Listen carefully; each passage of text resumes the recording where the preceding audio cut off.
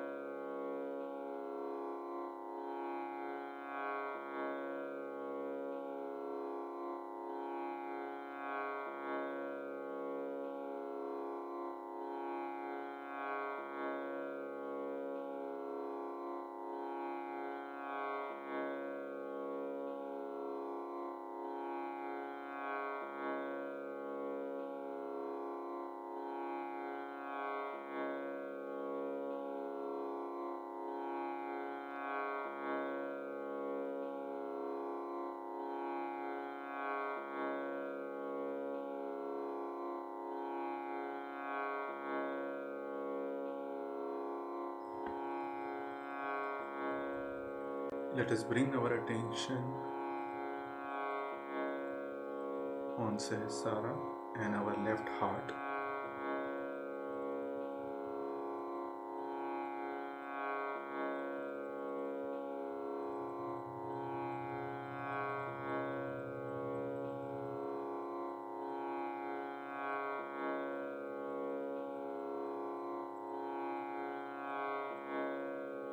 Shri Mataji, by your grace, I am a pure spirit.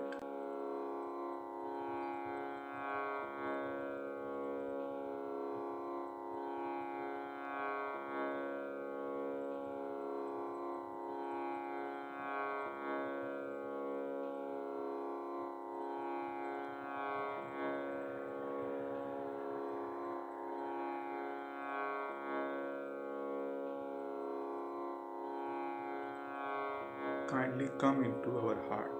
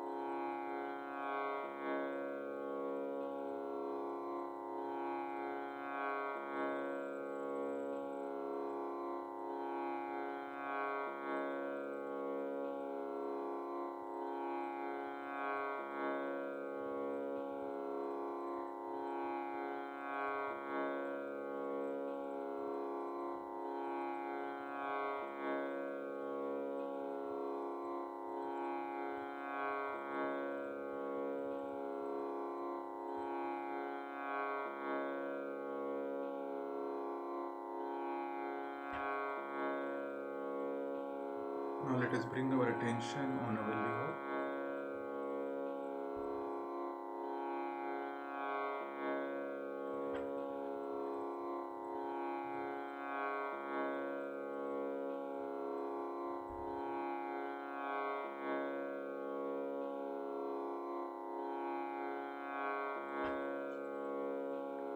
Shri Mataji, kindly cool down our liver and bless us with your attention.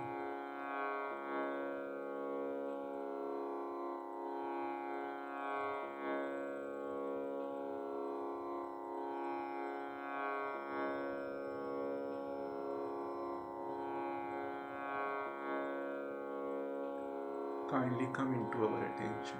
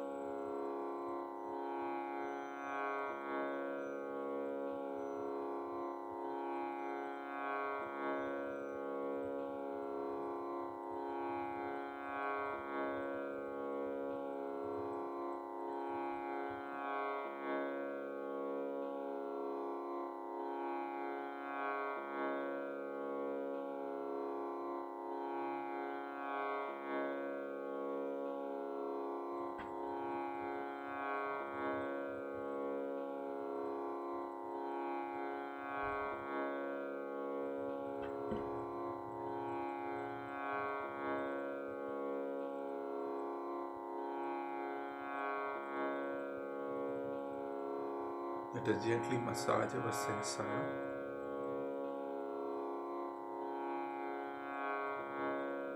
And bring our hand back on the land.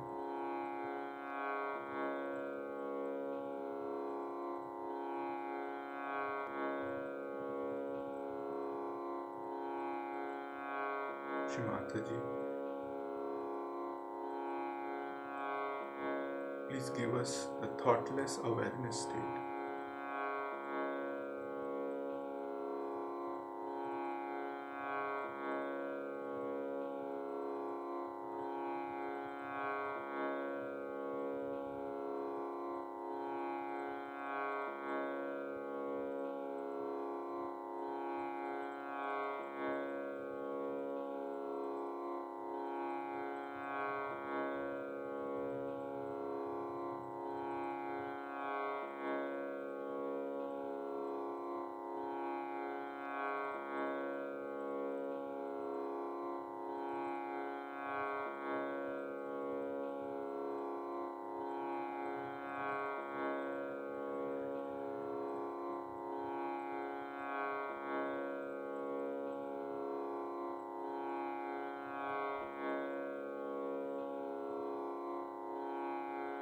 Let us listen to Shri Mataji's speech.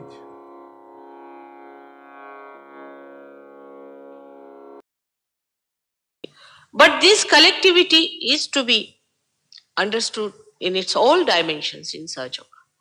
This is the second task of Sahaja Yoga, which is more difficult than the first one. To give realization is not at all difficult because it's a natural thing. It is within you. The time has come. The blossom time is there. You get realization without much difficulty. If not in one sitting, in second sitting, you'll get it. No doubt. But to establish you as a collective cell of the whole is a very difficult thing. And unless and until you are that, you are thrown out of the whole. If you don't become aware of it, you are just thrown out. Now, collectivity in Sahaja Yoga does not mean that you wear some kind of dresses, all of you wearing same kind of dresses, or doing the same type of thing, or jumping, or any such thing which has no sensible logic in it. It is the collectivity that you feel within yourself, that nearness you feel, not emotionally. Also, I would say, people think it's an emotional attachment to people. It's not emotionally also. It is beyond emotions. It is beyond thought. It is the spirit. Because everybody has got this spirit in them. Only thing you have to become the spirit. Now, anything you see, even we can say, going to a temple. Now in India, ladies are busy dressing up if they have to go to temple. They'll find out what sari she's wearing, what sari am I going to wear. Like we do it in the churches also. We go there with our best dresses, just watching what dress she has worn. Then we come out of the church, directly we ask a question, where did you get this one? You see?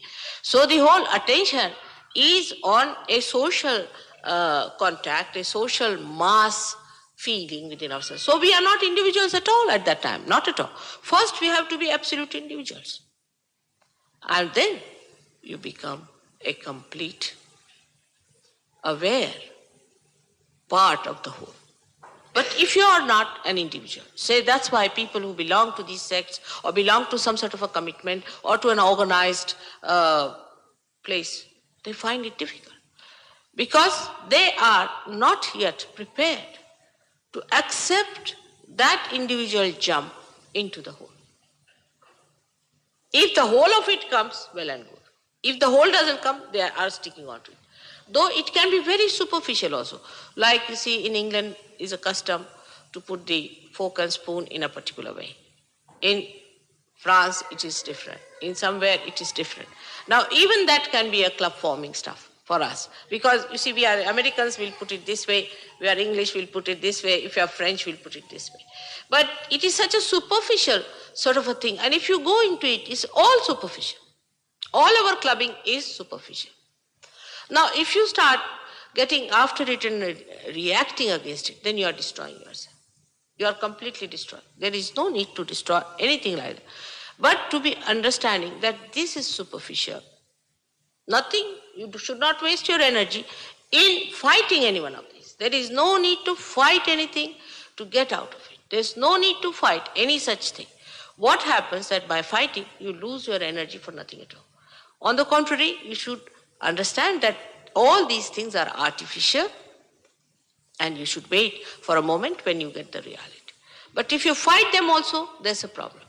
If you don't fight them and you become one, there's a problem. So both things are energy sapping. We go on thinking about it. Where do we reach? We reach nowhere. So Sahaja Yoga is a system which is the system of the nature. It is not a system of human beings which is artificial or an organization or a mass movement, nothing of the kind. It is the system of the nature itself which has made you a human being, an individual, now like an egg. Now this individual has to become not the mass, which is an animal instinct, but to become collectively conscious. Has to become. Is a consciousness. Means on the central nervous system you feel that consciousness. And that is what is the reality. We go about into anything understanding that this is right, that is all mental. If you understand everything, whatever is mentally available, you are still in the shell. But what you feel is the point. What you feel on your central nervous system is your real consciousness. The rest of it is your mental activities, imagination, and whatever is mental is man-made. It has no meaning. Like we have written books after books, I don't know how many energies have been wasted in doing all sorts of things. Books after books have written about this, that, all kinds of yarns and yarns of, I should say, imaginary wanderings about things. But that's not the thing, you see. It's within yourself. That's within yourself. Your own spirit resides there in your heart. Is your own power, which you should get. And if you can feel that power, then you will be amazed that you don't have to have any United Nations organization and all that. You really enter into the kingdom of God in the sense that you get that power of love, which makes you extremely loving, sweet, I should say magnetic, extremely gentle, and also could be very powerful if it comes to use of power. It's extremely powerful. In your behavior, you become an extremely attractive person in the sense that you do not give trouble to others. You do not, on the contrary, you are a troubleshooter, I should say. You are a person who is a peacemaker. Wherever you stand, you create peace and happiness. But this is still outward. Inside, you are so tranquil and blissful. And the highest above is that you are so connected that even verbally, if you ask any question, is there God? You start getting great vibrations. The rapport is established. You can see the rapport is now established. You can talk to God. It's easy to say that there is no God. It's very good because then we have no headaches, people think. But all the headaches come because of this kind of a belief also that there is no God. And also there will be headaches if you believe that there is God without knowing. Both things, according to me, are still the two sides of a pendulum. It is not in the center.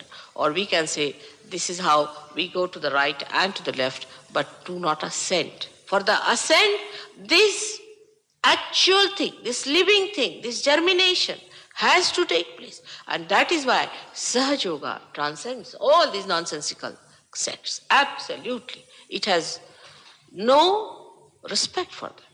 It has no respect because it saps the energy of human beings. It puts them down. It doesn't give them chance to rise to their own power which is within themselves. But with understanding that after all human beings are ignorant about it, they are not very sure. It's all right if they are involved with any other such things, doesn't matter. But in a sect, if you go, I was surprised, I went to a Unity Church, imagine, Unity Church in Houston. They were kind enough to invite me there, and they didn't know how outspoken I was about things, you see. Poor things were in for trouble, I think, after my coming. But whatever it is, I was surprised. They were selling all kinds of books there, all kinds, which are satanic, which are mass movements, which are very detrimental to human beings. And they knew they were. Like in a church, they were selling books of a man who is teaching licentiousness, permissiveness. Can you imagine? Such contradictory thing. I mean, either Christ was wrong or this man was wrong. How can you have both the things together? And they were saying this is unity. This is not unity. This is not unity. This is such a superficial unity of getting all the dust, filth, everything together and gold with it and say now you have it. Do you put in your food the poison and then eat it because you want to unite it? You can only unite things which can be united. You cannot unite all the mess of the world together and say this is unity. You cannot unite Christ with a man who is teaching licentiousness, permissiveness and all kinds of dirty tricks. So one has to understand the mind plays a very big trick in this. That the mind itself is a very, very tricky thing. It's a very intelligent thing. It beats you there. And you start understanding, oh, let it be, doesn't matter. You start compromising. How can there be compromise between the food and the poison? Can you have strychnine with food? Simple thing as that. We have to separate. We have to say, this is wrong, this is right. Whether people like it or not, if we have to respect human life, if you have to respect this great creation of God, if you have to see that they get what that is promised to them, are we going to play with their lives, with their body, with everything? Like there are some people who believe that drugs can take you to God. I mean, just imagine the absurdity of it. Now, thank God people know that drugs harm your attention, harm your awareness. There was a book written, I was told, I met somebody in Vancouver who's got a PhD by a book which was written about, I'm forgetting the name of the gentleman, who has described that the alcohol takes you to spiritual life. And I say absurd. The thing that goes against your awareness itself, how can it take you to awareness which is enlightened? It would be something like, cover this light, break all the bulbs, everything, and that will take you to light. It is absolutely absurd. The whole statement is absurd.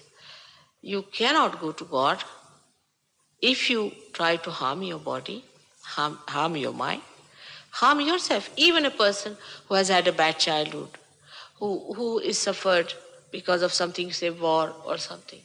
Even such a person is little less blessed. In the beginning, we have to work on him to put his mind at rest, to put his body at rest, to see that there is equilibrium within him, and then only he can get realization. Anybody who is a disturbed man, who is upset, we have to put it right. Now, some people have definitely felt that drugs are going to solve the problem. Honestly, they have felt it. I know they have been very honest about it. They have taken drugs, doesn't matter. That also can be neutralized because you are seekers. You have just done that because you are seeking. Is that the main thing is that you must seek and that you must get it. Is the main object of Sahaja Yoga, that is your. So whatever may come, whatever may have happened, doesn't matter. It's going to be corrected, it's going to work out. And then overnight people give up because they realize that this is it. All problems of humanity are because we have not yet found out our spirit, which is a collective being. All international problems, all your political problems, all your economic problems come from that one thing which has not happened to human being. You are still in transition. I would say it would be something like people who are still in the water getting halfway up and halfway down. They don't know whether we are going to be saved or not. But once we have reached the shores, that's all right. That's a reach the shores. That's all right. That's a little breakthrough that has to take place, and people have to establish their collective consciousness. So there are many who get realization. You see, many come here, they get their realization, then disappear. I've seen. They feel very happy, everything done now. Nothing. You have to become collectively conscious after that. Means you have to educate yourself to understand how to feel that collectivity within yourself. That is more important, more difficult for human beings. Because they are all like, a quick happening, a very quick happening. And the quick happening takes place, no doubt. But that quick happening is just taking you to a point where you have to stay. You have to become. If becoming is a thing, like an egg breaks into a nice little bird, but the bird must learn to fly. If it does not educate itself to fly, it remains something in between egg and bird, and anybody can eat that off. It has no quality as a bird which can save itself, protect itself, and can fly and enjoy. It has no quality of a bird if it is just roaming about like cock and hens. You see, when they were in the forest, they used to fly. I have seen these forest ones flying very high. They can fly just like a eagle. But if you see them on the ground, if they are settled down on the ground, they are eaten up by people who can catch them. Anybody can catch them. So to have that quality, to quality of that collective being, one has to educate and rise above that shell system, that system that has bound them, that has made them an individual, which was important to have a shell for you. The individuality was very, very important, otherwise you would not have been matured. So that a time comes that shell must be broken. Like now, the car is important for me to bring down here, but I have to leave the car to come down inside. In the same way, you have reached a certain stage that up to that point it was all right, but you don't have to carry it on any further, and you have to settle down with a new dimension, a new life within you. And that's what is your second birth. For this, God has placed everything within ourselves. You see that a system. Did anybody speak about Kundalini? You should have. All right, doesn't matter. Now, you see, every time I don't want to report about Kundalini and all that. And there is a system within us called the Kundalini.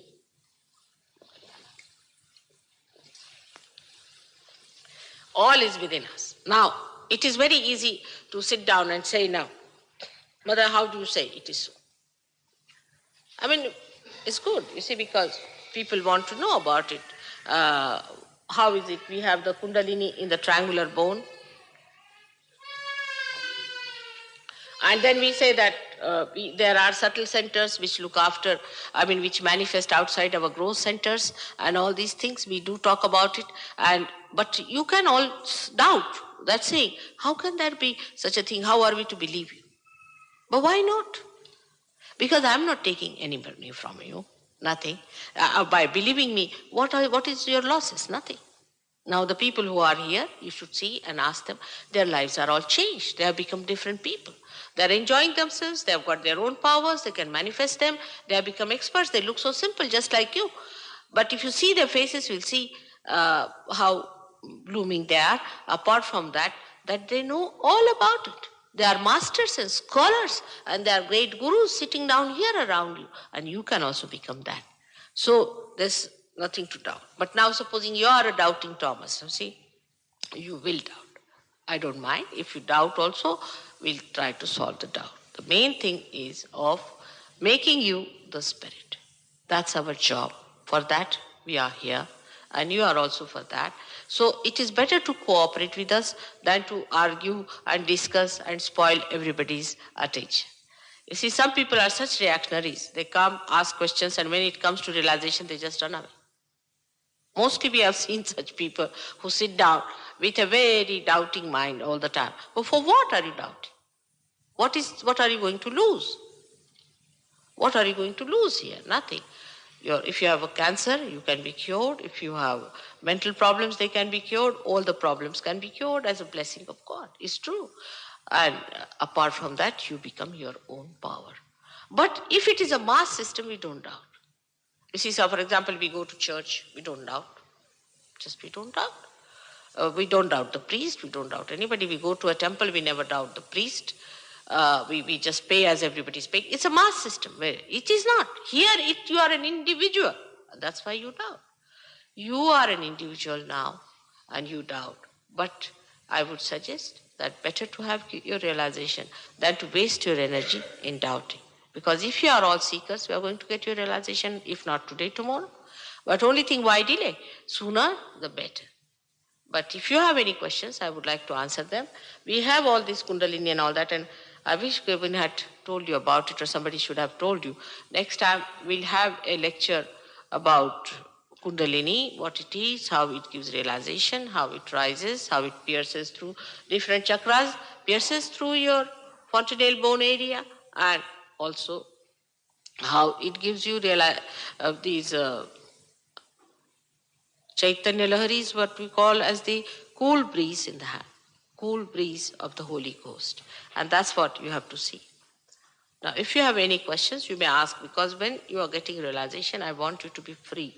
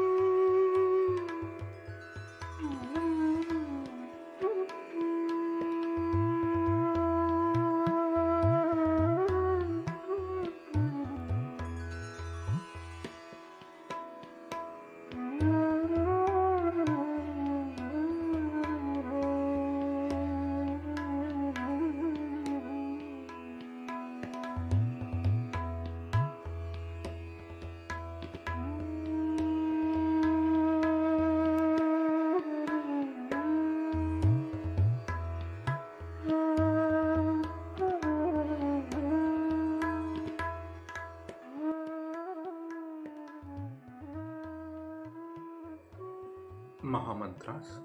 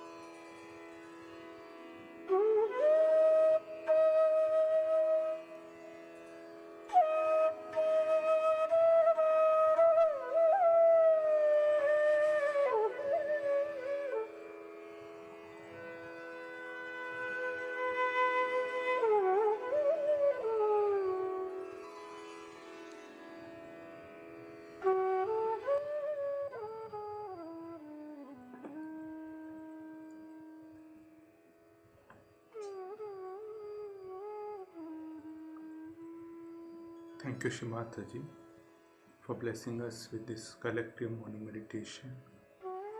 Thank you very much.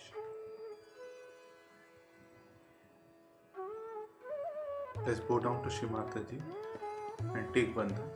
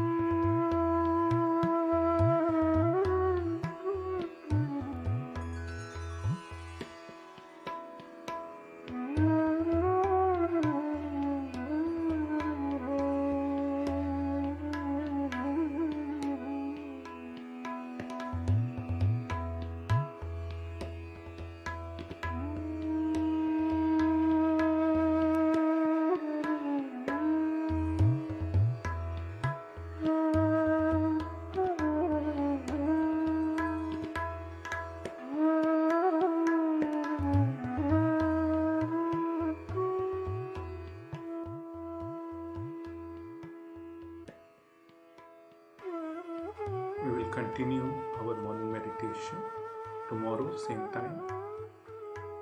Jai Shri Mata.